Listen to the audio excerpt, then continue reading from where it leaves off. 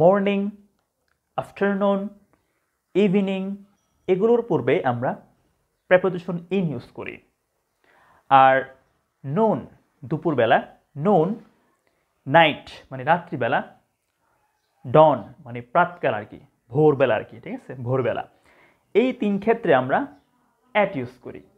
At night, at noon, at dawn. Okay, তবে এখানে আরেকটা বিষয়ে মনে রাখতে হবে, খুব ইম্পর্টেন্ট, তা হচ্ছে যখন আমরা মর্নিং, আফটারনুন, ইভিনিং এগুলোর পূর্বে ইন ইউজ করি, মানে প্রেপোজিশন ইন ইউজ করলে তখন আমরা নাউনের পূর্বে একটা দা ইউজ করি, আর্টিকেল দা ইউজ করি। বাট যখন আমরা অ্যাট ইউজ করি তখন আমরা এই দাটা ইউজ করি না। নট অ্যাট দ্য নুন, এটা হচ্ছে at noon. Not at the night, এটা হচ্ছে at night. I will be back in a week. I will be back within a week. আমি এক সপ্তাহের মধ্যে ফিরে আসব। কি পার্থক্য আছে? What's the difference between these sentences? এখানে প্রেপোজিশন ইন আর এখানে উইদিন। ইন এবং উইদিন খুবই সূক্ষ্ম পার্থক্য, ভেরি স্পেসিফিক। দেখেন এই দুটো লোকেশন এবং টাইম মানে স্থান এবং সময় উভয় ক্ষেত্রে ইউজ করা হয়। তো এখন আমাকে একটু বুঝতে হবে যে আমি এখানে কি মিন করতেছি। এখানে উভয় সেন্টেন্সই কারেক্ট, অ্যাবসলিউটলি কারেক্ট, কোনো ভুল নেই। তবে they have completely different meaning. দেখেন আমি যখন এখানে এটা বলছি যে I will be back in a week, আমি এক সপ্তাহের মধ্যে ফিরে আসব। দেখেন এখানে দুটা বিষয় মিন করতে পারে। ফার্স্ট হতে পারে আমি সপ্তাহের একদম শেষের দিকে ফিরে আসব, সপ্তাহের শেষের দিকে, এটা একটা মানে বিষয় মিন করতে পারে। আরেকটা বিষয় মিন করতে পারে আমি ফিরে আসতে আসতে এক সপ্তাহ লাগিয়ে দেব, এটাও কিন্তু মিন করতে পারে। তো এখানে মূলত এটা বোঝাচ্ছে যে আমি সপ্তাহের শেষের দিকে ফিরে আসব, সপ্তাহের শেষের দিকে। কিন্তু এখানে কি মিন করা হচ্ছে দেখেন, I will be back within a week, আমি এক সপ্তাহের মধ্যে ফিরে আসব। এখানে এটা মিন করা হচ্ছে যে একটা রেঞ্জ দিয়ে দিল এখানে, মানে এই সপ্তাহের মধ্যে আমি ফিরে আসব, এটা আমি শিওর। আমার এই এক সপ্তাহের পরে আর এক মুহূর্ত দেরি হবে না, এই এক সপ্তাহের মধ্যেই আমি ফিরে আসব, এটা এখানে মিন করা হচ্ছে। তো এখন উইদিন বলার এখানে আরও একটা মিনিং হতে পারে যে আমি ফিরে আসব, হতে পারে একদিন পরে, তাও এক সপ্তাহের মধ্যে, হতে পারে দুদিন পরে, হতে পারে 5 দিন পরে, কেমন? তবে এই সপ্তাহের মধ্যে যে কোনো টাইমে হতে পারে, এটা not specific, estimate, not specific মানে নির্দিষ্ট না। এই সপ্তাহের মধ্যে যে কোনো দিনই আমি আসতে পারি, এটাও এখানে মিন করা হচ্ছে। তাহলে এটা একদম নট স্পেসিফিক, কিন্তু এটা হচ্ছে স্পেসিফিক, এটা হচ্ছে সপ্তাহের শেষের দিকে মিন করা হচ্ছে। খুবই সূক্ষ্ম ডিফারেন্স। আমি আরেকটা এক্সাম্পল দিই লোকেশনের ক্ষেত্রে কীভাবে ইউজ করা হয়। মনে করুন যে there is a cat within the house, অথবা there is a cat in the house, বাড়িতে একটা বিড়াল আছে। তাহলে ডিফারেন্সটা কোথায়? যদি আমি এটা বলি যে there is a cat within the house, মানে বাড়ির সীমানার মধ্যে একটা বিড়াল আছে। আমি স্পেসিফিক জানি না বিড়ালটা কোথায় আছে বাড়ির মধ্যে, আমি এটা শিওর যে এই বিড়ালটা বাড়ির সীমানার মধ্যেই আছে, এর বাইরে নয়, এটা আমি শিওর। তবে স্পেসিফিক কোথায় আছে এটা আমি জানি না, এটা মিন করা হচ্ছে। বাট যখন আমি ইন বলতেছি, ইন দ্য হাউস বলছি, এটা খুবই স্পেসিফিক, একদম নির্দিষ্ট। আমি হয়তো বা জানি, আমার একটা মানে আমি একটা ইঙ্গিত দিচ্ছি যে আমি জানি এই বিড়ালটা বাড়ির সীমানার মধ্যে কোথায় আছে। যখন উইদিন বলা হচ্ছে তখন আমি এক্স্যাক্টলি জানি না এটা কোথায় আছে, কি ড্রয়িং রুমে, অথবা বেডরুমে, কিংবা কিচেনে, অথবা কোথায়, অথবা বেডের নিচে, ডাইনিং টেবিলের নিচে, কোথায় আছে আমি এক্স্যাক্টলি তার পজিশনটা জানি না। আমি এটা জানি যে বাড়ির সীমানার মধ্যে আছে, কিন্তু আমি স্পেসিফিক জানি না কোথায় আছে, আমি এর জন্য উইদিন বলতেছি। এখানে ইন বললে খুবই স্পেসিফিক, একদম খুবই স্পেসিফিক, কোথায় আছে আমি এটা জানি হয়তো বা, তো এই জন্য আমি এখানে ইন বলছি। এখানে আরেকটা পয়েন্ট বলে দিই, এটা খুবই ইম্পর্টেন্ট। যদি বলি বিড়ালটা ডাইনিং রুমে আছে বা কিচেনে আছে, মানে এক্স্যাক্টলি একটা লোকেশন বলে দিলে তখন সেখানে উইদিনটা হয় না, সেখানে ইন হবে। The cat is in the dining room, the cat is in the kitchen, তখন সেখানে উইদিন বলা কিন্তু যায় না। ফ্রিজের মধ্যে একটা আপেল আছে, there is an apple in the fridge, not within the fridge.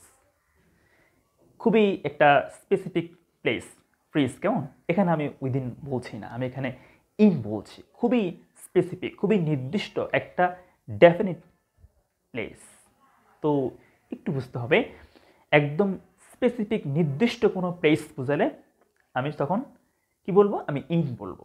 আর আমি নির্দিষ্ট না, এটা ইনডেফিনিট, এটা অনির্দিষ্ট, এটা এস্টিমেট, এটা অ্যাপ্রক্সিমেট, আমি এই ক্ষেত্রে উইদিন ইউজ করব। এ হচ্ছে খুবই সূক্ষ্ম পার্থক্য। তাহলে আমরা বুঝতে পেরেছি ইন এবং উইদিনের মধ্যে কি পার্থক্য আছে। এখন দেখেন, he called me in the morning, সে আমাকে সকালে কল করেছিল, নাকি he called me at the morning, কোনটা কারেক্ট হবে? দেখেন এখানে এটা হচ্ছে কারেক্ট সেন্টেন্স, এটা ইনকারেক্ট সেন্টেন্স। আমাকে একটু বুঝতে হবে, একটা বিষয় বুঝতে হবে, তা হচ্ছে মর্নিং, এটা একদম নির্দিষ্ট। মর্নিং, আফটারনুন, ইভিনিং, এগুলোর পূর্বে আমরা প্রেপোজিশন ইন ইউজ করি। আর নুন, দুপুরবেলা, নুন, নাইট মানে রাত্রিবেলা, ডন মানে প্রাতকাল আর কি, ভোরবেলা আর কি, ঠিক আছে, ভোরবেলা। এই তিন ক্ষেত্রে আমরা অ্যাট ইউজ করি, at night, at noon, at dawn. Okay, তবে এখানে আরেকটা বিষয়ে মনে রাখতে হবে, খুবই ইম্পর্টেন্ট, তা হচ্ছে যখন আমরা মর্নিং, আফটারনুন, ইভিনিং এগুলোর পূর্বে ইন ইউজ করি, মানে প্রেপোজিশন ইন ইউজ করলে তখন আমরা নাউনের পূর্বে একটা দা ইউজ করি, আর্টিকেল দা ইউজ করি। বাট যখন আমরা অ্যাট ইউজ করি তখন আমরা এই দাটা ইউজ করি না। নট অ্যাট দ্য নুন, এটা হচ্ছে at noon. Not at the night, এটা হচ্ছে অ্যাট নাইট। অ্যাট বললে দা ইউজ করা যায় না, ওকে। আর ইন বললে তখন আমরা দা ইউজ করি, এটা আমাকে একটু বুঝতে হবে, কেমন? এরপর দেখেন, খুবই ইম্পর্টেন্ট, উইদাউট এবং এক্সেপ্ট অর্থ হচ্ছে ছাড়া, ব্যতীত, বাদ দিয়ে। তো খুবই সূক্ষ্ম পার্থক্য, ঠিক এরকম আর কি। এটাও মানে এটা এবং এটা অর্থ খুবই কাছাকাছি, বাদ দিয়ে, ছাড়া, ব্যতীত এরকম একটা অর্থ দেয়। Now question is what's the difference? দেখেন, I eat all food except burger, আমি বার্গার বাদ দিয়ে বাকি সব খাবার আমি খাই। I eat rice without salt, আমি লবণ ছাড়া ভাত খাই। তো দেখেন, এটাও এখানে মিন করতেছে ছাড়া বা ব্যতীত, এটাও এখানে মিন করছে ছাড়া, বাদ দিয়ে, ব্যতীত। খুবই ডিফিকাল্ট একটা কোয়েশ্চেন। দেখেন, আমাকে একটু বুঝতে হবে, এটা হচ্ছে I eat rice without salt, I eat rice আমি ভাত খাই লবণ ছাড়া, লবণ ছাড়া। কিন্তু এখানে একটা বিষয় আপনি খেয়াল করেন, একটু বুঝতে হবে, এখানে আই ইট অল ফুড, আমি সব খাবার খাই, মানে সব কিছু কিন্তু খাই, শুধু একটা বাদ দিয়ে, বুঝছেন? একটা বাদ দিয়ে, এক্সেপ্ট বার্গার, অর্থাৎ বার্গারটা এখানে এক্সক্লুড করা হলো আর কি, এটা বাদ দিয়ে বাকি সব কিছু আমি খাই। তো এখানে একটা এরকম একটা অর্থ বোঝাবে যে মানে সব কিছু পছন্দ করি, সব কিছু খাই, সব কিছু করি, একটা জিনিস বাদ দিয়ে, একটা জিনিস ছাড়া, এক্ষেত্রে আমরা এক্সেপ্ট ইউজ করব। তো এখানে আমি আরেকটা কথা বলি, তা হচ্ছে যেখানে উইদাউট দিয়ে অর্থ মিলে সেখানে উইথ দিয়েও অর্থ মিলবে। দেখেন আপনি, যদি আমি এখানে উইথ দিই তাহলে কি হবে দেখেন তো, I eat rice with salt, আমি লবণ দিয়ে ভাত খাই, অর্থ মিলল না? এখানে অর্থ মিলল। তাহলে বুঝতে হবে যেখানে উইদাউট দিয়ে অর্থ মিলবে সেখানে উইথ দিলেও অর্থ মিলবে। কিন্তু আপনি কি বলবেন, দেখেন আপনি দেখেন তো, যদি আমি এখানে উইথ দিই তাহলে কি অর্থ মিলবে? আই ইট অল ফুড, আমি সব খাবার খাই উইথ বার্গার, বার্গার দিয়ে, আমি বার্গার দিয়ে সব খাবার খাই, এটা কি হয় নাকি? আমি কি সব খাবার মানে বার্গার মিস করে খাই নাকি? এটা তো হয় না। কেমন? এখানে উইথ দিয়ে অর্থ মিলবে না। তো এখানে উইথ দিয়ে অর্থ মিলছে না, এখানে এক্সেপ্ট হবে। আর যেখানে উইদাউট দিয়ে অর্থ মিলবে সেখানে উইথ দিয়েও অর্থ মিলবে। খুবই সূক্ষ্ম পার্থক্য, কেমন? একদম ভেরি সূক্ষ্ম পার্থক্য। তো আমি এখানে এক্সেপ্ট এবং উইদাউটের পার্থক্যটা ক্লিয়ার করার জন্য আরেকটা এক্সাম্পল দিই। দেখেন, মনে করেন যে হাবিব, একটা ছেলের নাম বললাম Habib. I go without Habib, আমি হাবিব ছাড়া যাই, মানে আমি কোথাও যাই হাবিব ছাড়া, ও যায় না, আমি যাই। আই গো উইদাউট হাবিব, আমি যাই, হাবিব যায় না।